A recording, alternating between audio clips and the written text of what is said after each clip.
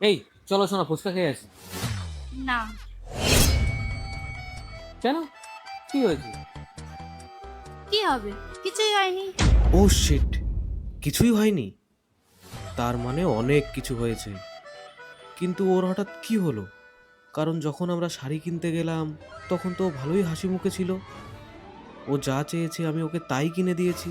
হ্যাঁ, তারপর আমরা গেলাম সোনার দোকানে।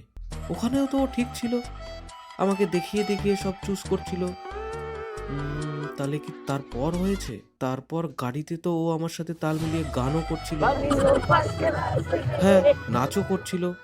দেন আমরা কেএফসিতে গেলাম। ওখানে গিয়ে ফার্স্ট বাইটটা তো আমি ওকেই দিয়েছি।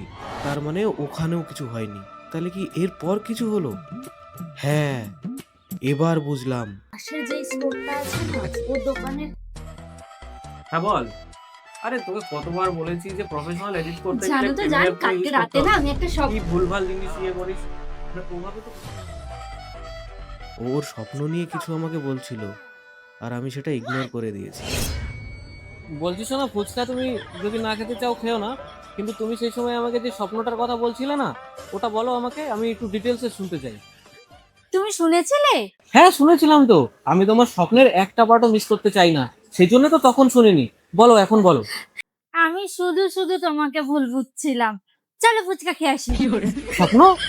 স্বপ্ন আমি ফুচকা খেতে খেতে বলবো, চলো। হ্যাঁ হ্যাঁ, চলো চলো চলো।